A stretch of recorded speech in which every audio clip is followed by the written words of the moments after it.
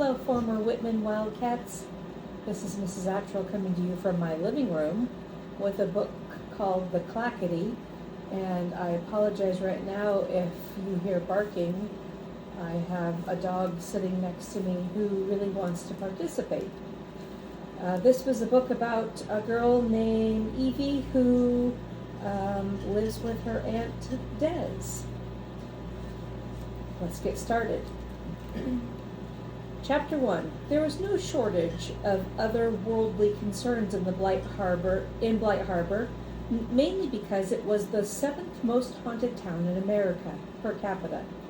Nearly everyone had ghosts living in their house or knew someone who did, and we all steered clear of the pair of seats in the movie theater that were always taken, and the streetlight on Derry Road that flickered if you stood under it at night and told a lie.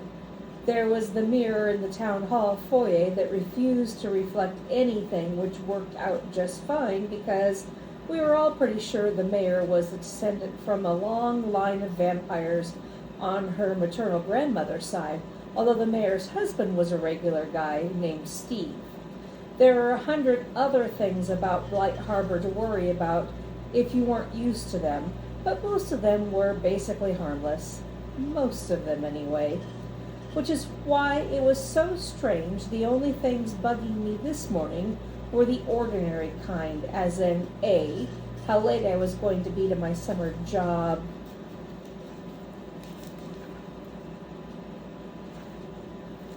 volunteering at the library, and B, how completely frustrating my Aunt Desdemona was acting over breakfast. It wasn't as if we didn't both have places to be. Aunt Des had ghosts to dispel or poltergeists to ward off or something, and I had to get to the library, but she insisted we sit down for eggs and toast, which meant we were both going to be late. Being late was on my list of things that made my hands get all sweaty and my leg bounce like it had a mind of its own. I mean, it was nowhere near heights, but lateness was something between tight spaces and public speaking. Since I didn't like sweaty hands and fidgety legs, I was pretty much never late for anything. So I sat waiting for toast to pop, steaming just like my eggs under their fogged-up frying pan lid, and opened Friday's newspaper to the 3rd page of the community section. There it was, top right-hand corner, like clockwork, Dear Desdemona. It's not a ghoul, it's a gift. Aunt Dee's advice column had been running for a couple of months, and almost immediately it expanded from space available to twice weekly. Even after living their whole lives in Blight Harbor, there were still plenty of people who couldn't figure out how to solve their supernatural problems on their own, which meant there were plenty of letters and emails coming in for Aunt Dee. Over the top of my newspaper, Aunt Dee finally handed me toast, soggy eggs, yogurt, and a cup of tea, all balanced on a china plate that felt like it might fall apart if a bell rang too loudly. At the sight of the weak tea, I sighed dramatically. Can I please have coffee? Not that Des ever actually let me drink coffee, but it didn't stop me from trying. Aunt Dee shook her head without even looking at me. Evelyn, tea is much more interesting than coffee. A good cup of tea makes you more centered. Coffee just jangles your nerves and makes you unpleasant. Aunt Dee put a hand on my bouncing knee to calm it and raised a see what I mean eyebrow at me. Besides, you're too young. Well, you're like 50, so you shouldn't drink coffee because it will keep you up past your bedtime. It wasn't my best comeback, I know. Aunt Dee turned to me in mock horror. Evelyn Von Rath, I will have you know I am turning 46 next month, which makes me nearly 4 times your age, which means you are 4 times wiser, and I should listen to your sage advice. I finished for her. I'd heard it a million times. I loved my Aunt Des for lots of reasons, including how predictable she could be when she was in full-on responsible adult-in-charge mode. I also loved how easy it was to tease her about it. Correct, Aunt Dee sat down on the chair to my right, How's the paper this morning? Her big brown eyes actually sparkled in the morning sun. Sometimes she was like a cartoon character, a really annoying one who believed in hearty breakfasts. Hold on, I'm getting to the good part. I pulled the paper up higher so I didn't have to watch her watch me read. Today's column went like this.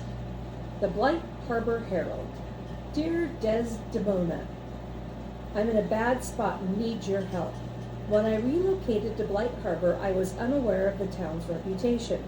Since moving into my new house, I've seen things shifting out of the corner of my eye, but they're gone when I try to look at them. I hear sounds, maybe people, moving in empty rooms. I feel breezes when the windows are closed. Desdemona, I live alone and have no pets, but I think I might have ghosts. I'm convinced my house is haunted. I'm so scared I can't even sleep. And I'm keeping lights on around the clock. Please help. Sincerely, Afraid of the Dark. Dearest Afraid, all the events you describe are classic signs of domestic haunting. Without having visited your home, I feel quite comfortable confirming that your house is, in fact, infested. Such signs leads me to believe there is more than one specter, and while I have no reasons to assume your otherworldly housemates are threatening, I encourage you to research the history of your home and the land beneath it. If more than 2 murders occurred there, you may have something to be concerned about. Please know this. There is no reason to fear the dark. Any paranormal being wishing to harm you in the nighttime is just as capable of doing so during the day. And electric lights make absolutely no difference. Night simply heightens our senses and often our fears, making us more sensitive to the supernatural. Night is not to be dreaded any more or less than the day. I suggest a soothing cup of tea before bed, and perhaps leave 1 or 2 cups out for your roommates. I hope this brings you great peace and allows you to sleep more soundly. Welcome to Blight Harbor. Kindest regards, Desdemona von Rath. After I finished the column, I rested the paper on the table next to my breakfast. It's pretty good. I was actually super proud of Des. She never seemed afraid of failing or what other people might think about her. I kept hoping some of that confidence would rub off on me, but I was too irritated about running late to tell her any of that right then. Aunt Dee's carefully shaped eyebrows nearly touched as concern scrunched her face. Just pretty good? Did I come off too stuffy or formal? I really wanted to address the seriousness of the concern without overdoing it. People can be so sensitive about otherworldly conditions. No. Dang it. Not only had I hurt her feelings, but I was going to be extra late to the library if this kept on. My hands were getting clammy just thinking about it. No, it was good. It was great, actually. If I was really trying here. I'm sure Afraid feels tons better about moving to Blight Harbor. Thank you, Evie. Aunt Desdemona smiled distractedly as she put her long nailed fingers in my hair. They got stuck as she tried to comb through. Can we at least brush your mane before you go? No time. I jumped up, shoving toast dipped in strawberry yogurt into my mouth. I washed it all down with most of the tepid tea, secretly hoping Dee was right and that it would settle me. Gotta get to the library before Lily freaks out. I slung my backpack over my shoulder, kissed my aunt on top of her massive dark curls, and headed for the front door. Woman would kill for that copper hair of yours, Dee called after me. Let me shave it off, then they can have it. No, just underneath. The top can stay long. No, you can be as weird as you want once you're 13. You're weird, I called as I slammed the door behind me. I stopped in my tracks. Goodbyes were important, and that one was no good. I was already late, and a few more seconds wouldn't make much difference. I threw the door back open and didn't bother closing it. I wouldn't be in the house for long. I ran to Des, who was still sitting at the table, and wrapped my arms around her thin shoulders. Love you, Aunt Dee. She leaned her head against my cheek. Love you too, sweet girl. That was better. We never parted without saying I love you. It was a rule, my rule, because you could never know. You always think you're going to see someone again, but you truly never know. And of all the worries on my list, I guess that was the one that scared me the most.